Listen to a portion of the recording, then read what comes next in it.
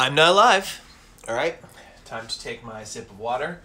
I managed my time really poorly today. I was working right up to the moment, forgot to eat, so I just crammed a granola bar down my throat. And here I am. Hi, everybody. I'm just going to ramble on for a few more minutes as I do. Welcome, everyone, to Geek Speaks Greek. I am your geek, George O'Connor. I'm speaking English, but I'm speaking, as it were, about Greek mythology. This has been a program I've been running since the great pause, the quarantine.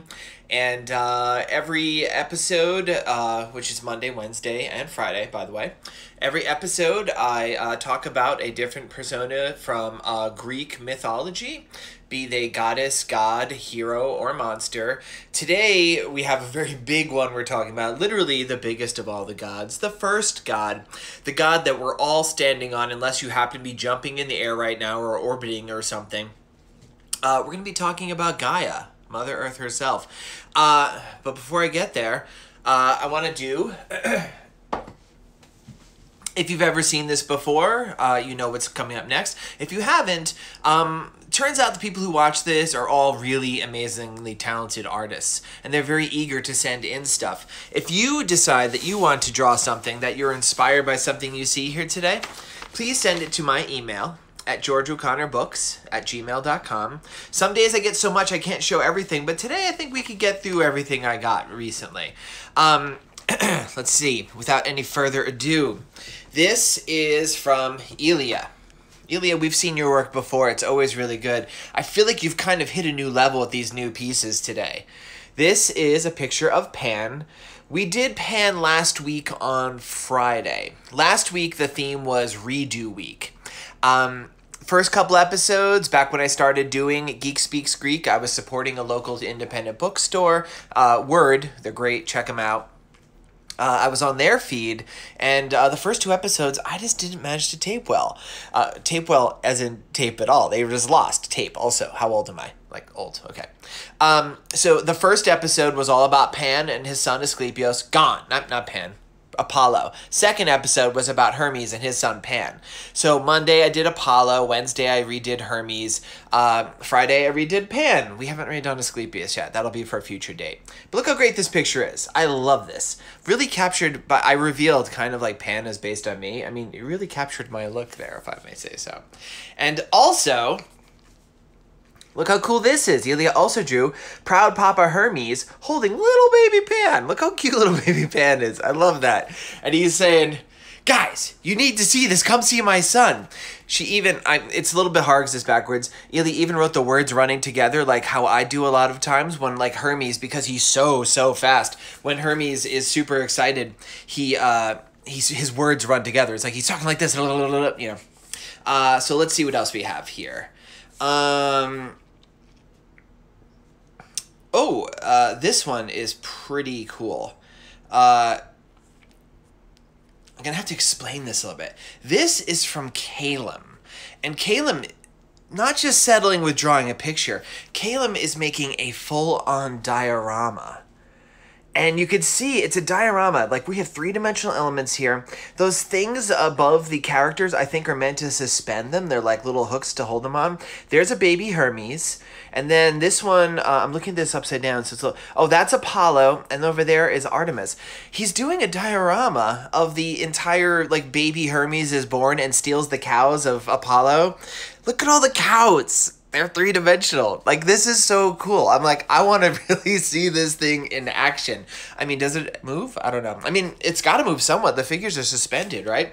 Or maybe that's just to pop them forward. I'm not really sure. Also, Calum put in a request that I do an episode in the future spotlighting my Lego Olympians. And I've mentioned this a few times, and I'm always kind of finding other characters to do. If you really are into the idea of seeing a Lego Olympians, like, just blow up the comments or, you know, send me an email about it. Because I would love to do an episode where I just talk about the Lego Olympians and show how I made them all. Or actually, I only made a very small of them. Mostly, my girlfriend, Super Assistant Nicole, made them. The best gift I've ever gotten. Let's see what else we have here. it was a very popular thing for people to draw. People really seemed to dig the father-son relationship of Hermes and Pan. So we got a lot of pictures of them, of little baby Pan being held. This is from Eleanor. Eleanor has done a lot of drawings here. You probably recognize her style. This one, again, Eleanor taken to a new level. Okay, there's a description there. It says, Hermes holding baby Pan in purple blanket. And like, I don't think we need that description, but look at the little hooves sticking up in the air and the horns. I love this so much. This is so fun. Eleanor, you are like amazing. I love your work. This one comes from Moira. And Moira, I feel like she kind of started like this tendency, like now a lot of people are doing, where she really creates these scenes. Doesn't just draw the figures. I tend to just draw the figures. Moira always puts them in a space. So here we have a whole bunch of characters. There's Hermes flying. You can tell he's Hermes. This looks to be Athena beneath him. I feel like, I'm not actually sure what scene this is. I feel like this is the Judgment of Paris, because that's definitely Hera. And I think that's Aphrodite. This might just be a bunch of goddesses. Let me see if there's actually a description. Oh, I think it was just doodling, but like maybe just drawing some of their favorites. Oh, and look, here's some more. Again, a lot of goddesses here. And just off the top of my head, we can see, oh, I don't need to hit that button. There's, oh, over here, here's Eris, and there's Hestia. I think this big one, let's see, she's got like these animals at her feet. Oh, she's holding two torches. That's Hecate. And over here, you can see the little bit of the moon behind her head. There's Artemis. That's Athena, of course. That's Hera. I think that's Aphrodite. There's Persephone. I think this is like all the goddesses, which is like, wow, that's really amazing. We definitely have some people who have mentioned that they don't like to draw boys. But, you know, I don't think this is a problem with Moira, because Moira did draw Hermes. So, not that there's a problem anyway. You can draw whatever you want, right? Okay, now this is a clever one. So these are from two, I don't think we've heard from them before. This is from Akash and Soha. And so, here, check out this, like, first off, I love anybody who draws something multiple times. I always say that. You can't draw it once, just nail it. Like, you've seen me draw. I've drawn some real stinkers here, and that's okay. None of these are stinkers. These are all great. I'm not sure if these are Medusa or Eris. They could both be, right? Does it say? I'm not sure. I'm going to say, I feel like because there's little eyes, I feel like we're dealing with some Medusas here. So that's a great job. And then this is clever, because they drew Python. Like, I don't think we've gotten any art of Python yet. And their parent pushed along, oops. Their parent put along the idea, it's like, well, I think that Akash did that because they really want to see an episode about Python. I'm like, you know, that's actually a pretty good idea. I was even toying around this week. I'll reveal what this week's all about. You kind of know one. I was even toying around this week with doing a thing about different monsters, and Python would be a really good, like, because we've done some of the big monsters, but Python would be a great choice. And, oh, this is from, I think this is from Zoha. This is Hermes. People love drawing Hermes. I love it, because I love Hermes too, as you all know. Let's do a few more here. Might I, oh. Okay. Now, Yehi, we know, Yehi writes to us from Korea, ridiculously talented, like full-on, like, professional quality artwork. Sent a bunch of cool stuff, including a comic, which, Yehi, I need to, like, send me, like, permission, if you could, to, like, here, like, write it specifically that I could just start posting your stuff, because I don't want to, like, steal your thunder, because your stuff is so good. One of the things we talked about, I don't remember which episode it was, it came up as a question, hey, how come all the gods weren't involved in Ares? You know, when there's the scene in the Iliad, I'm retelling the Iliad, it's part of the Trojan War, the whole Trojan War. Like, how come Demeter, Hestia, and Dionysus aren't there? And Yehi drew a picture where there's an explanation. And I'm going to read what it says. Demeter's thinking, man, this soil is going to be fertilized for centuries. And Hestia looks down because the battlefield, you know, there's all the fires and stuff from, like, people, like, you know, trying not to freeze to death as they fight, or burning bodies, or all the other things. She's like, the field is full of hearts. And, like, Dionysus, who's looking a little dejected, he's just, I guess he feels upset. He's like, I like this frenzy.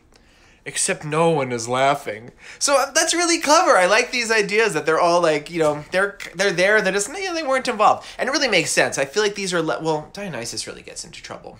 But Demeter keeps her, you know, and Hestia, they don't start too much trouble. And, man, if you've read Ares or if you've read the Iliad, you know the gods just cause trouble. So I just like that she's just, like, she's so happy because there's so many dead people. Like, oh, man, this soil's going to be great. Pretty dark, but hilarious. And then we also had a discussion in one of the episodes about, it was just kind of asked in the end, and I kind of offered my opinion of what was the birth order of the second generation of Olympians. You know, we know the first one, that's pretty clearly done. But once we start talking about Zeus's children, where they fit in, and yeah, he did a comic. Now, I normally don't read Yehi's comics because there's a lot of stuff going on in there, and reading comics aloud is just, ugh. But check this out. It's a picture of Zeus, and then there's like a little Metis behind him. Oh, also up at the top. Can I zoom in? First up, there's me. Nailed it. This was clearly a Friday when I was wearing my goat horns. And there's Hera, and it says, "It's no surprise that the firstborn of overthrowers, because Zeus overthrew the Titans, is war." And that's actually kind of cool. I don't know if I even hit that. Because I did decide the first two born gods, although, you know, you kind of get Persephone's in there too as quota. But, like, yeah, pretty much the two firstborn kids of Zeus are both gods of war. I'm like, wow. That's like, that does say something. And it makes sense because Zeus assumed power through violence. And then there's some cute dialogue at the bottom between Zeus and Hera, kind of bickering, and they're different viewpoints on war, where Zeus is like, war is good sometimes, and Hera's like, no, war is awful all the time, never justifies the mean. Great comic. I'm definitely, like, this stuff's so good. Yeah, you're amazing. And let's do, this one actually just came in a little while ago. I didn't even get a chance to look at it yet. This is from Addie. This is, that's a beautiful Artemis.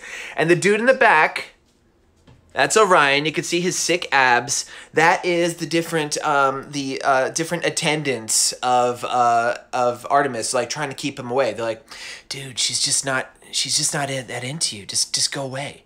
Just go run off and go hunt a buffalo or something. I don't, water buffalo. Go make mozzarella cheese out of it. Who cares? So thank you all. Amazing artwork as always. This is one of my favorite things. I check in all week too. Like, I mean, it's not just something I look at like right before it comes here. Like if I'm having a day where I'm a little bit feeling bummed, or I'm just like, oh, I really wish I could go outside because it's kind of hard in New York City. I have a tiny balcony, but like that's it. Like, it's something that can really cheer me up. So thank you everyone for sending stuff in. I'll throw up the email address one more time. Email, georgeo'connorbooks@gmail.com. If you've missed an episode and you want to check it out, all the episodes, except for the first two, but we've replaced them now with better versions, are up on my YouTube, youtube.com/user/GeorgeOlympians. So, this week, here's the theme, and it's a little bit up in the air, okay? And I actually want to give a shout out to, I think it's QVC Llama, who actually had suggested this and kind of hit upon the idea I was going on. Actually changed the order, which I wasn't planning on doing. So this week, I was going to do Helios, the sun, Selene, the moon, and Gaia, the earth. And I was actually going to start off with Selene today, because Monday is Moon Day. But I think it was, like I said, I think it was QVC Llama wrote, like, you know, maybe you should add it on. Or if it wasn't, I apologize. Whoever said this, you get props for this episode today. Considering yesterday was Mother's Day, maybe you should do something about grandmother Earth. And I'm like, that's great. That trumps Monday being Moon Day for me. So today we're doing Gaia, Mother Earth herself, grandmother Earth, you know, gives birth to us all, even the gods. Now, the rest of the week is a little bit up in the air. Because today, well, actually, the sun did come out like about an hour ago. But, man, it's been some really dismal days here in New York. And, if on Wednesday, if it's a sunny day, I'm doing Helios. If it's not, I'm going to do Selene. And then, depending. So it's depending. The rest of this week is going to be Helios and Selene. But we don't know yet. We're going to have to see what the weather is. If you're like a really big sun fan, like, you know, make a sacrifice to Helios. To, hey, come out in New York City on Wednesday. George needs you. He's getting sad. I'm not really. Don't worry. By the way, wearing one of my happy shirts today. I call this my Ernie shirt because I look like Ernie from Sesame Street. Yeah. I'll wear my bird shirt on Wednesday. All right. Gaia. This one's going to be interesting.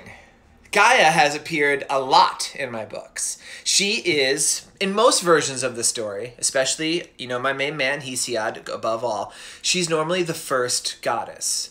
First god, first divine being, depending on how you count chaos. But chaos in Hesiod is described as kind of like a white void. There's nothing there, there's no personality. Gaia comes out of this void. And it makes so much sense. I just was thinking about this earlier today. Like, if I were to be a person and I was like, you know, I was creating a religion, trying to figure out, like, what's God? Doesn't it make sense that the planet itself is God? Like, and it also makes sense that the planet is a mother. Life comes from women, right? I mean, Zeus might have a disagreement. He's like, I had a baby come on my head because he doesn't understand the whole Metis connection. But it makes so much sense that there would be a Mother Earth. And we've used this term Mother Earth. So the idea of Gaia has always made a lot of sense to me. Kind of jumping all over the place here. Her Roman name for her was Terra, but the Greeks called her Gaia. It's a term you probably hear a lot. We'll talk about that as we go on. So Gaia is the first goddess, and she literally is the planet upon which we stand. So that's kind of a cool idea too, you know? Like, maybe you were like, well, are the gods real? You know, was that eagle Zeus? I don't know. Was it like whatever? But like Gaia, if you believe in Gaia, you know she's proof because you could just go outside and just touch her. She's there. We're all on her. We're all part of her. She gives birth, in a sense, not directly, hopefully, to all of us. And Gaia, as the first goddess, when she first comes out, she's alone. She's just alone in this chaos, in this void. So she ends up creating these other primordial gods. That's a term you've heard me use before. Some of you are like really into primordial gods, which I think is pretty cool. Primordial means literally before man. And like, I mean, a lot of these gods are before man, really. But like, they're like the gods that just make up the basic building blocks of what the ancient Greeks viewed as the cosmos. So most famously, she creates Uranos, who is the sky. Right? And like that becomes her like main husband. But there's some others that I kind of gloss over in Olympians, because she also creates Pontus, and you've heard me complain about him because I'm like, I feel like he's because Pontus gives birth. Pontus and and Gaia come together, and they create Nereus, who's like another god of the sea. Pontus is a god of the sea. I should have mentioned that. And then Nereus. Then there's like Oceanus, and there's so many like gods until you finally get to Poseidon. It's like, man, why do we need Pontus and Nereus? So there's Pontus. Okay, I'm just kind of dissing on Pontus for some reason. And then in some versions, Tartarus is actually a god, and Tartarus is like a space as well. It's, you know, it's where, for instance, the Titans are imprisoned after they were overthrown by Zeus in the Titanomachy. And in some versions of Greek mythology, she actually, Mother Earth, Gaia, he fathers Typhon, who I talk about I have to do a Typhon episode. I talk about Typhon all the time, my favorite Greek monster, is a child in some versions of Gaia and Tartarus. And then with Uranos, who I'll call her main husband, that's the one I talk about most in Olympians. He is the sky, right? She has children with him. That's where we get the Titans, that's where we get the Cyclopes, that's where we get the Hecatoncheires. All of these things are these first generation, I guess second generation gods that come out of her, right? And then from there we have like, it goes down through the family tree. A really interesting thing about Gaia, who is like the Mother Earth. So she starts out, when we meet her in Zeus, she's helping Zeus. So she gives birth to the Titans, and she gives birth to the Hecatoncheires, who have 50 heads and 100 hands. And she gives birth to the Cyclopes, who have one eye. And those two guys are considered ugly. Uranos, the sky, who is literally, we did an episode where we talked about him. He's just personified by the sky, and he has all these jewels in him, which are the stars. He's very vain. And he looks at his ugly kids. The Titans, you're like, you guys look good, but these other ones, bleh. And he locks them away in Tartarus, who apparently is another husband of Mother Earth. So that must have been an awkward situation. But Mother Earth is really sad by this. She wants all her children to be free. So she speaks to the Titans, her kids, and helps them overthrow Uranos, their father. And the Titans come, and they, well, except for Oceanus. Oceanus dips out. He's like, nah, peace out. I'm going to go be in the circle that surrounds the Earth. And I'll get to that later. And they all hold him in place. And then Kronos, who is the youngest and most ambitious of the Titans. There's a thing about youngest and most ambitious in these family trees. He takes a sickle made of adamantine that Gaia makes for him and slices open the sky. And, you know, that leads to a whole bunch of stuff. Leads to Aphrodite, but it leads to Uranus splitting. He's like, I have no power. That really hurt. I'm gone. I'm just whatever. You could still see him in the sky, but he's far away, right? He is the sky. Of course you can see him in the sky. So the Titans take over, but then they still keep the Hecatonchires and the Cyclopes locked up because they're like, those dudes are super powerful. We don't need any more trouble here. We like being in charge. And then on top, so Mother Earth, as she does, we'll see this is a theme, she puts a curse on Gaia, on Kronos, who is the king, new king of the Titans, and his queen, Rhea, that their child will overthrow them, right? We've talked a lot about overthrowing already. So, Kronos thinks he's got a beat. He starts eating his kids when they're born. This is a terrible story. Like, that's a bad dad move, right? But Mother Earth, working with Rhea, her daughter, helps save Zeus. They kind of, you know, do a switcheroo. They give Kronos a rock that looks kind of like a baby for not looking closely, and clearly he wasn't. He swallows the baby instead. And Zeus grows up on the earth, free of his brother, of his dad's belly. And when he comes of age, he does this whole thing. You could view past episodes, I get into this more. He frees the other Olympians, the first generation Olympians. They overthrow Kronos. They stick the Titans in Tartarus, except for Atlas, and a few ones that didn't fight, like Oceanus. And that's that, right? But then, this is when Mother Earth makes her turn. And this is what's so fascinating. Because she's Mother Earth. She's Grandmother Earth. We all come from her. Humans, everything. All these creatures, all these mythological beings, all have their roots eventually from Mother Earth. She is like the seed that starts it all, the first god. Then she turns on the Olympians. Specifically Zeus, really. Because Zeus, well, he does free the Cyclopes and the Hecatonchires. He's true to his word on that. But he keeps his father and the other Titans locked up. For pretty much the same reason they kept the other monsters, the Cyclopes and Hecatonchires, locked up. It's like, I don't need these super strong rivals. Also, they did eat my brothers and sisters, which is a good point. So then Mother Earth starts making these moves to overthrow Zeus. And if you read all the copies... So Olympians, when I wrote this series, of course I'm adapting old stories, so I didn't make things up, per se. But I did design it to be read that you could read it in any order. Because I know it's hard to buy 12 books or 11 books. And maybe you don't get them all at the same time. So each copy of Olympians you read, say like for some reason you only have a copy of Athena. You could read Athena, it makes total sense. Maybe you only have Artemis. You could read Artemis, it makes sense. But there is a thread that runs through all of these books. And some books maybe don't have as much in it or don't really in it at all. But it's this thread. Mother Earth is kind of the main, I'm not going to say bad guy, because she's got some good points. She's the main antagonist. So, after she helps Zeus, she's the one who fuels the Gigantomachy. The Gigantes were creatures who were born when Uranos' blood fell on Mother Earth. And they were these huge creatures. Gigantic, giant, words like that mean earthborn. That's all that word means. We think of them as huge now because they were huge. But that literally means born from the earth because they come from the earth. And she gives them these powers. She kind of soups them up and makes them stronger. So they attack Olympus in an attempt to overthrow Zeus and then free those Titans that are stuck inside of, I guess, her husband or boyfriend. Let's just agree that Tartarus is not her husband because it's just weird. And I have some problems about Tartarus' location we'll talk about later. Then the Gigantomachy is repelled by the Olympians. They defeat it.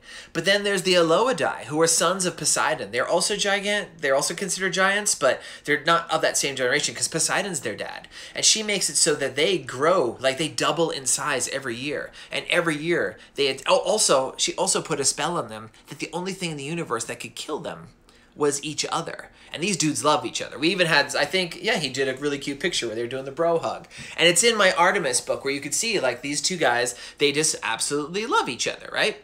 And they keep getting bigger and bigger, and they're going to overthrow Olympus, and they actually specifically go on to carry of Artemis and Hera as their bride, which is super uncool. But this is a thing that goes on, and they, of course, get defeated. Artemis outwits them. They end up killing each other. My main monster, I mention all the time, Typhon, is kind of like her final, like that's kind of, if you read the series in order, like books 1 through 12, in a sense, like there's a climax that happens in Hermes when Typhon comes, this greatest monster, the last son of Mother Earth, who has like all the powers of Zeus, but is like a billion times bigger. And he's this creature she sends once again to overthrow Zeus and defeat the Olympians. And that time, through some shenanigans, well, Zeus and Hermes and Pan, they kind of do some stuff and they pull out the day at the last second. And there's other hints and stuff too. Like she places, I mean, I forgot the biggest one, or one of the biggest ones, one of the first ones. She places the same curse that she placed on Rhea and Kronos. She places that on Zeus and his first wife Metis. So Athena is meant to overthrow Zeus. She's like, your kid is going to overthrow you. And Zeus bends fate by eating Metis, having Athena be born in his head and understand him so well that she doesn't turn on him. It's kind of impressive on Zeus's point. It's a terrible thing, but like this is why Zeus is king of the god. He does feats that no one else is possible capable. He changes the fate. The fates control the gods, and Zeus is the only one who could do this. He bends fate. So he defeats her that way. So it's this really fascinating thing that keeps coming up where there's these different attempts. There's either other ones that kind of like Thetis. She was supposed to have a kid better than Zeus. That's another curse from Mother Earth. There's all these attempts. And this is just really fascinating to me. And what it comes down to is how interesting that the ancient Greeks kind of conceived of their first goddess, the goddess that is like literally gives them everything, their earth, is against the Olympians, who are their gods. And it's an idea we see in a lot of places. We see it nowadays. We'll see people talk about like how Mother Earth sometimes, humans don't treat Mother Earth the way that we should. We could be very selfish. We could do things that we aren't supposed to. We steal, we destroy the forest. We destroy mountains to get minerals. We treat it, and you could kind of see the idea that Gaia maybe sometimes doesn't like the people that live on her, the gods that live on her. And it's really fascinating to me. The idea that the main goddess, and make no mistake, we live on her. She is the main goddess. She's the main everything. There wouldn't be a Zeus. There wouldn't be any of these people, any of these gods without Gaia. That she's against the Olympians. I don't know. I think it's really fascinating. Now, I've been doing a lot of talking, not a lot of drawing. And this brings me to an interesting point here. So, she is the Earth itself. And there's basically been two ways I have drawn Gaia in the Olympian series so far. In fact, page 1 of the first book and the whole series, Zeus, I draw Gaia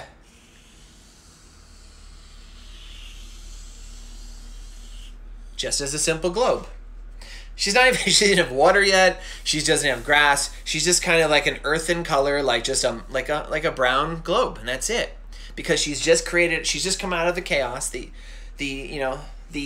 orb, and then we see over the course of the book, she creates the ocean, and so water fills over her, and she creates the continents and stuff and mountains. The other way she's been depicted, a lot of prophecies come from deep in the earth. And this is one of the things I forgot that she kind of, the idea of Python, who was the oracle that Apollo replaced. Python is an agent of Mother Earth, and that's another one that's kind of against the gods. It's so fascinating. So, at several points in the stories, I'll just draw this kind of blasted part of land with a ravine in it, a deep crevice. And it's part of Earth, certainly not the entirety of her. And then I'll make it say, that's where it'll talk. Because sometimes she's actually spoken aloud in the series. And there'll be a little word bubble that emanates from that. And what's a really short thing I could write backwards? She's being very chill today. Be good, she's just telling us. Can you see that? All right. So, not the most exciting designs of a character. And not necessarily even the way that the ancient Greeks themselves viewed her.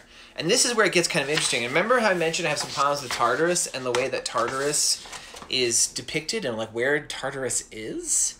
So here's what we know about... All right, well, first, way back in the day, we're talking thousands of years ago, the ancient Greeks conceived of the planet Earth as being a circular disc. and it was ringed by mountains. Outside of this disk was this giant river. The river was the ocean. They didn't understand. There were some differences there. Now, I think this is somewhat metaphorical, right? And then, of course, we knew there was Uranus, the sky. I'm not going to color this whole thing in the sky. Let's pretend it's the daytime sky, because the marker will run out and the fumes will knock me unconscious. But then the mountains, or later, maybe Atlas, here he is. He's like, oh, I shouldn't have fought against the gods. Holds up the actual sky. Keeps it suspended. And the sky is kind of like a big dome, right? So far, do you guys get this? Now, here's the part I'm a little confused about. I think maybe there's different ways of looking at it. Tartarus is within Mother Earth. And we know specifically Tartarus is so deep within Mother Earth that if you drop an anvil from the surface of the Earth, it would take 24 hours to get to the underworld, which is also Mother Earth, right? Where like Hades and his crew are.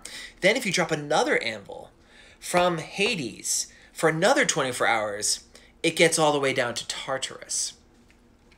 If the Earth is a kind of flat disk, it can't be, right? It's got to be a hemisphere at least. There's got to be a bottom. And then, like, here's Tartarus. Well, here's Hades, and Hades is all like, I'm gloomy, and I wish I had a girlfriend. Well, maybe you will if you learn to treat her better. And then over here is Tartarus, and here's the Titans locked up, and they're like, we're hungry, and we're sorry. And there's a hecatonchire, which I'm definitely not going to draw because it's so much work. I like watching.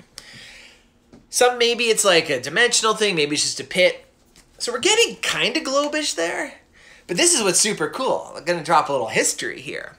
When I said this is thousands of years ago still, well, later, about 500 BCE, 500 years before the Common Era. So over 2,500 years ago, the ancient Greeks figured out the Earth was round.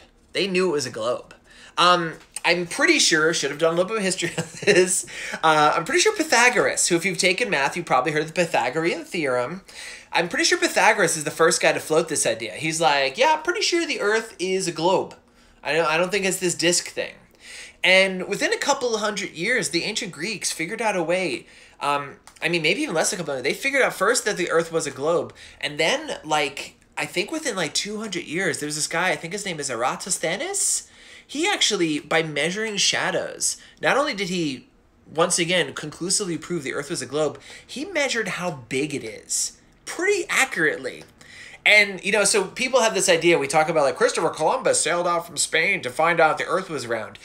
Nah, people knew that the Earth was a globe. Well, most people knew the Earth was the globe for 2,500 years. Now, we've seen in the world, unfortunately, a lot of people don't believe science. They just will choose to turn their back on it. So even though the Greeks figured this out, there probably were portions of the world back then who didn't believe that the Earth was round. And, but yeah, so the Greeks, at that point, the ancient Greeks, they kind of figured out Mother Earth is a big globe floating in space. And, like, that's just, I don't know, that's super awesome, right? Like, I'm pretty sure, I might be wrong, there might be some other cultures out there that I'm being totally ignorant of with my emphasis on Greeks. I'm pretty sure they're the first people to figure this out, and they figured it out so long ago, and that's just super cool. So, none of these pictures have been super duper interesting. I figure before I end this, I should try drawing a hypothetical. So, when I did the episode where I talked about Uranus, I actually did kind of physically draw him. He's appeared a little bit with the body. There's a couple of panels where there's a hint of his body. I'm like, what would the body of Mother Earth look like? Because there was another way that the ancient Greeks did picture her. And you would see it especially like in mosaics, or you would see it in like vase paintings. I don't think there's any sculptures. They would sometimes just draw her as like a woman, which makes sense. She was a goddess, right? And I mean, I'll be the first to admit, I think these are probably the least interesting depictions of her. It doesn't capture the grandeur of her. She's the entire planet. So maybe, like, did you guys see Guardians of the Galaxy 2? Where, like, Peter Quill's father, Kurt Russell, was, like, the entire planet, but he would make little versions of himself? I figure she does that. She can make a little Gaia of herself. And so, if I were to draw Gaia, like, this is going to be, like, not a good drawing. It's going to be a quick design on the fly thing. How would I draw her? So, looking at some of the vase paintings and mosaics, she would be kind of drawn, befitting someone who is the grandmother to all the goddesses. She was drawn looking a little bit maturely, and I would say a little, what's a good word for it? A little voluptuous. She had very matronly, very big figure. She probably shouldn't have had eyes. I'm already like regretting that I gave her eyes. She probably should have glowing orbs or like pools of water or something.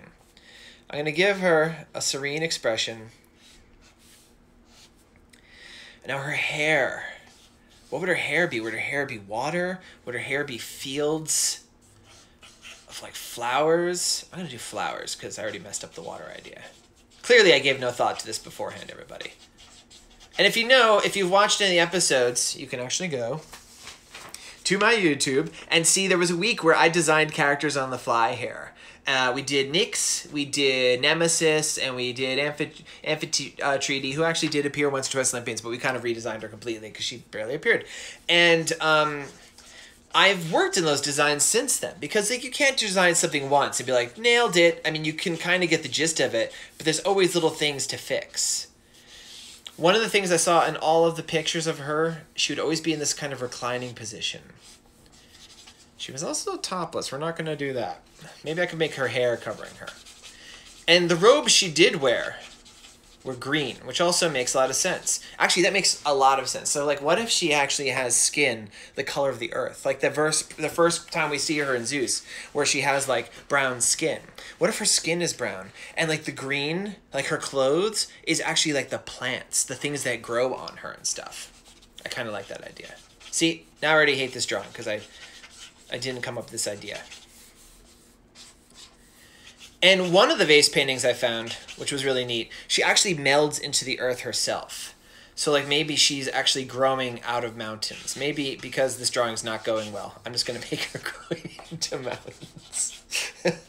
There. Worst picture ever. But you know, it's really not. And this is the thing. And everybody who draws along with me, I've told you this a million times. It's important to give yourself room to screw up. Because that's how you learn.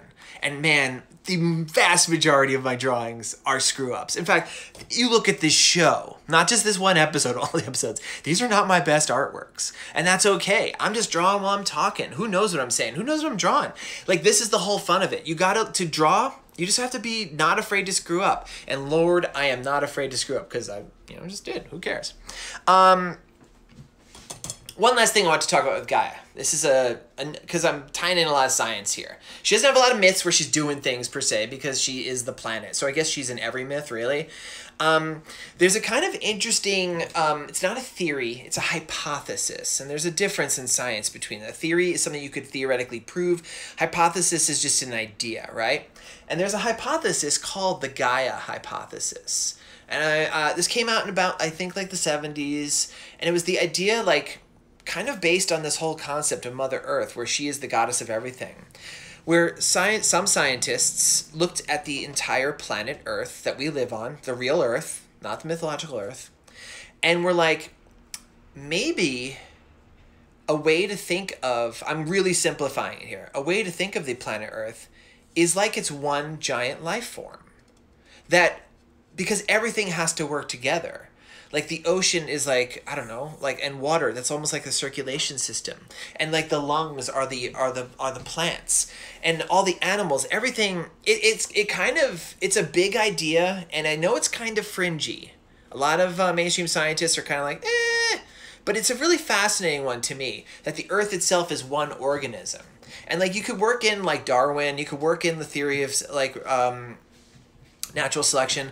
It's all these parts like where the body is working together, the Earth as a whole. And when things get out of whack, the Earth makes corrections. And that's why we have like maybe Earth, like, there's things go extinct, and we have like ice ages and things where like a volcano erupts and like blankets the whole, I don't know if that's a conscious effort. I don't think so. That seems pretty wacky.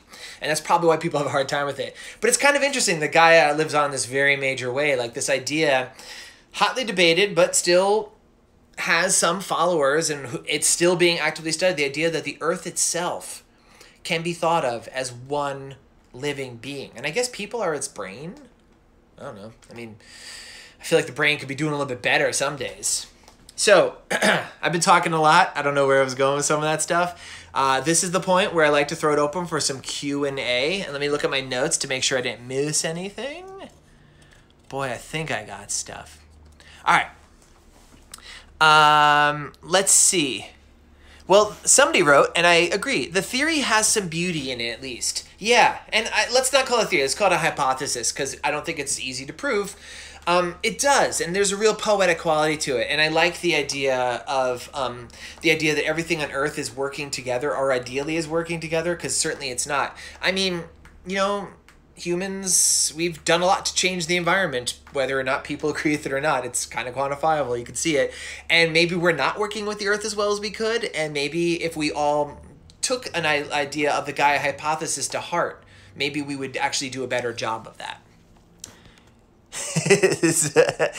Riley Brown, famous comic book artist, thinks we're gut bacteria, which, yeah, I'll agree with that. Humans are. I guess we help digest, and then we create foul-smelling emissions. Yeah, okay, yeah, totally. Riley, you're absolutely right. Do you think, Ranka asked, do you think she can change form, meaning Gaia? So, I'm gonna say yes, with the quantifier. So this was my first attempt at drawing her in a humanoid form. I think I maybe drew one for one person once as just a friend sort of thing. But there really isn't much evidence in the stories of her changing form and assuming human form. That being said, I did mention how you could look at old mosaics or old vase paintings, and she is quite literally figured as a person. So yeah, she must be able to change form, because we all know she's the earth. We live on her. She is the earth. And if she sometimes appears as a woman, even if they're being metaphorical, she is the goddess above all gods, right? She's the most powerful. She is the one that everything else comes from. There wouldn't be any other gods if it weren't for her. I think she could change form. I think she could probably do anything she wants. I feel because she's the earth, she probably moves slowly. She's got a lot more patience than those upstart Olympians and all the other ones. So maybe she makes really slow movements. Maybe she waits a while and then she blows up, Minoan civilization with a series of volcanic eruptions. I don't know. But yeah, I think she definitely can change shape. Let's see. Humans are hurting the world that whatever god you believe in created. If she can if she could change form, why doesn't she just wreck the Olympians as a giant? That's a good question. That actually goes to my idea that I think she has a lot of patience. And also the whole idea behind Mother Earth, right, is that she wants all her children to be free. And I think she knows so yeah, theoretically she could she could absorb her mass and become this giant, colossal being, right? And it's so big it makes Typhon look small. Then she could step on Mount Olympus. But I think she's also aware if she does that, she would really mess up everything else living on her. Because if suddenly the Earth decided to be a 1,000-mile tall long giant, it's going to take that mass from the Earth. All the people are it's going to end badly. So I feel like that's the reason why. Also, I mean, because then the Olympians would fight back, and we know the Olympians are petty, and they might be oh, you're going to step on us, we're going to go blow up, those people over there. What else do we have? Did the Greeks credit Gaia with the plants, flowers, grains, etc., or did Demeter get all the credit? And how annoyed was Gaia about that? That's actually a really good point. So my understanding of it, and I may be incorrect here, plants definitely came from Gaia originally. And Demeter, she is a goddess of growth, but she didn't invent plants. What Demeter is more the goddess of is she invents cultivation. She invents farming. And that's one of the things, one of her myths, I don't remember if I actually talked about this in the Demeter episode. She's actually the person who shows humankind. She goes down. There's this farmer. Well, he's not a farmer yet. A dude named Iason, and she actually she teaches him the art of how to cultivate the land, how to grow things. So that's she can make stuff grow, but she's not really about the wild growth. In fact, if you think about it, she's not even the god of the wilds. That's that's Artemis or Pan, or she's a goddess of growing things, but more the way that humans make things grow, if that makes sense. So I hope Gaia wasn't annoyed by that. And it's actually, that brings up an interesting point. I was saying how she's anti-Olympians, but she really might just be anti-Zeus. I feel if she overthrows Zeus and like whoever takes over, let's say Athena, because like she tried to have that happen, and Athena's like, yeah, let the Titans go, like just give them their own island. You know, who cares? Like she'd probably be fine with that. In fact, that's actually a reference. There is a series of myths from later in antiquity where Zeus finally does let the Titans go, and they go to a place called the Islands of the Blessed. I have a couple lines in Zeus that kind of allude to that, where the Titans are eventually freed. So maybe at that point, maybe Gaia stops being so mad at Zeus, or maybe she's mad at him for many of the other reasons you could be mad at Zeus. Let's see what else. Uh-oh, someone said cool idea, Ranka. But I didn't see what it was in reference to. Oh, there's some questions at the very top. Athena would be a better leader than Zeus, Little Cyril says. Yeah, she might. The thing about Athena, if I could levy a small bit of criticism about her, Athena maybe doesn't have the best understanding of people. Not that Zeus necessarily does, but Zeus certainly has more of a human side to him. Like Athena, there is a distance to her, and she certainly chooses her favorite, and she's a great sponsor of heroes. But she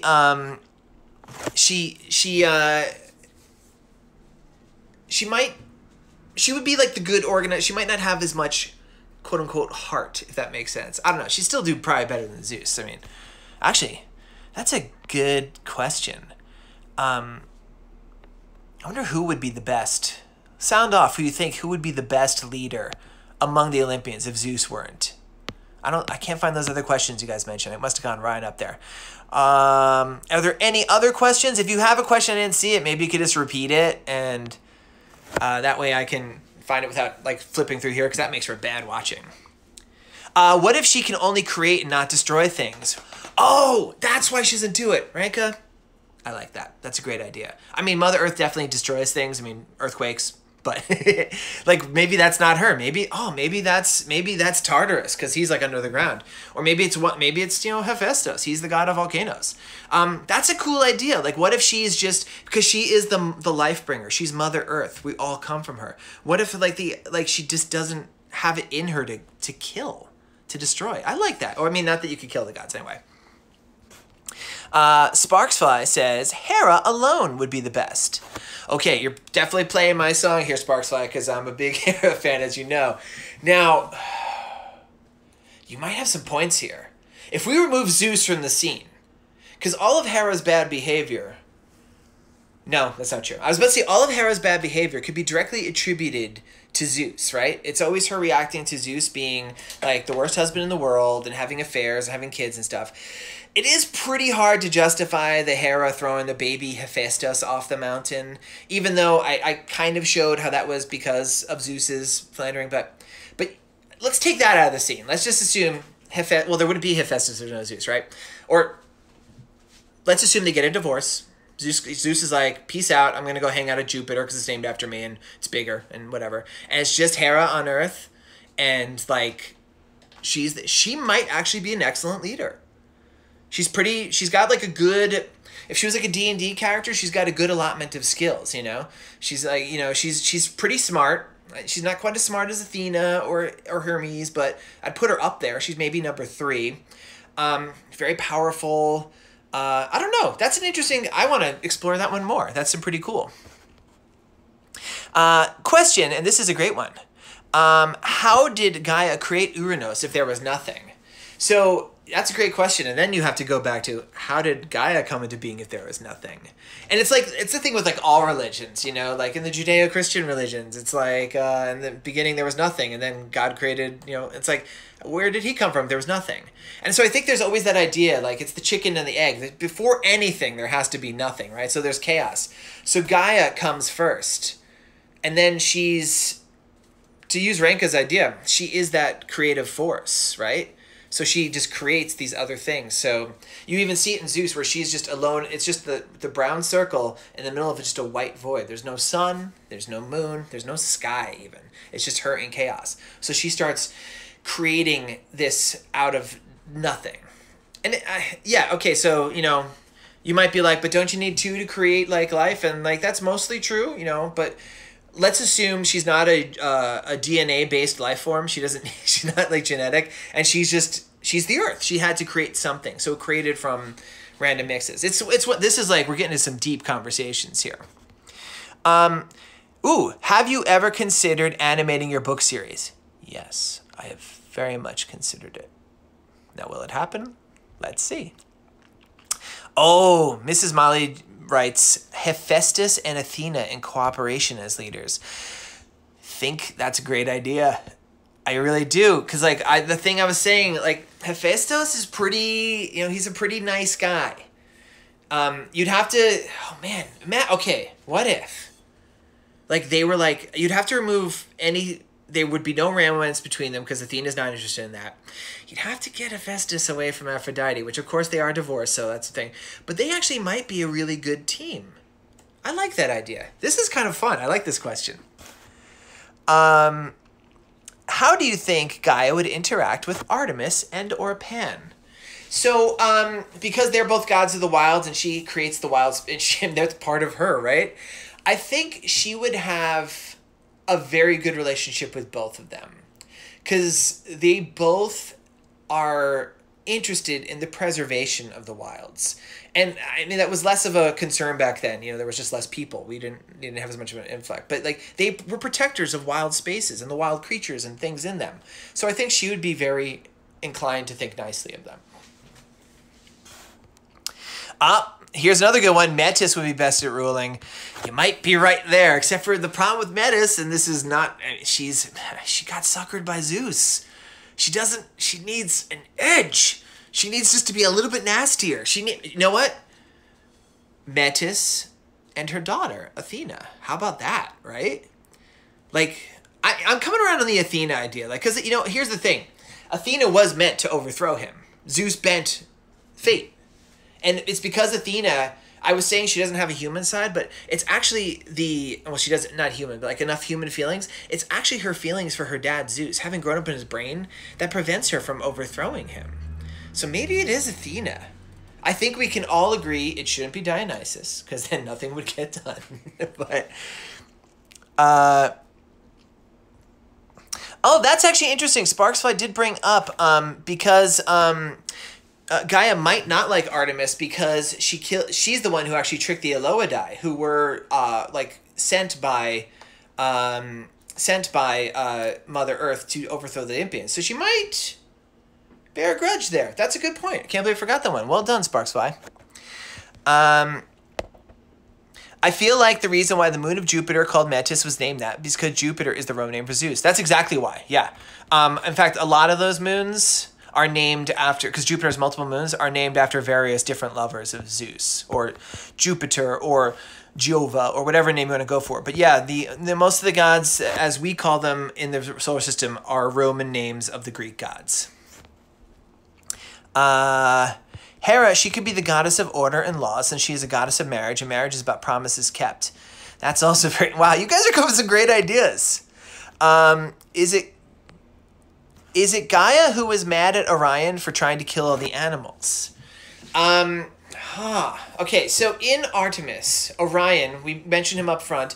Orion is a hunter. Oh my gosh, we're almost out of time already. This room really flew. All right, well, I guess this will be like one of the last questions. Orion is a hunter who is in love with Artemis. And he travels the globe and he hunts all these animals and he's always trying to catch her attention. And he finally does. He's the greatest hunter who ever lived, with the exception of Artemis. And Artemis takes this unprecedented thing where Artemis is like, ever since she's a little girl, she's like, don't want boys, don't need them. And she allows him to actually, not always, but to join with her entourage of Oceanides and nymphs and hunt and everything together, right? And he is still rebuffed. He wants it to be more. He wants them to be lovers. And she's like, no, listen to me. No, take it for an answer. And he decides, well, I'm going to kill everything. I'm going to kill every animal in the world. And then what will you be goddess of? Now, I'm imagining Gaia wouldn't have been pleased by that action. And in fact, I think there is a version of the story where when the scorpion comes out to kill him, that it is sent by Gaia herself. In my version of the story, it ends up being Artemis who does the deed. Apollo kind of, because there's all these different versions who actually kills Orion. So when that happens, I like to try to come up with a reason that addresses as many as possible. And Apollo thinks he set it up because Apollo thinks he's clever, but his sister's more clever. And she kind of lets Apollo do that to use it as an excuse. But that's a great question. Or, so many questions. Can I do a weekend Q&A session? Oof, not this weekend. It's been a little bit cuckoo bananas here lately. I'm working, but maybe, okay. Maybe next week what I'll do, because we've gotten the requests for, maybe I'll do an episode where I talk about like, you know, like the Lego Olympians, and maybe it'll be part of a Q&A heavy episode, because I don't know if I could talk about that for as long as I talk about these other ones. So I don't know. We'll figure this out. Again, if you're interested in that, if this is an idea that you guys like, yeah, write to me. Email, georgeoconnorbooks@gmail.com. And if you want to catch episodes that you missed or watch the ones again, go to my YouTube, youtube.com/user/George Olympians. And this one really flew by. I can't believe how quickly this went. So I'm going to have to end this pretty soon. So thank you all for this examination today of this lovely planet Earth, the goddess we all know better than all others because we live on her, Gaia. And then the rest of this week, like I said, it's up to you whether, if it's sunny on Wednesday, we're doing Helios. If it's not, we're doing Selene. And then Friday, we're doing the other one. So this is the week of, like, I guess, heavenly bodies. Although, is the Earth a heavenly body? We're literally on it. I don't know. I got to come up with a good name for this when I post on YouTube. But everybody, thank you all so much for tuning in. I hope this was fun for you all. And I will hopefully see you all on Wednesday. Thanks a lot. Bye-bye.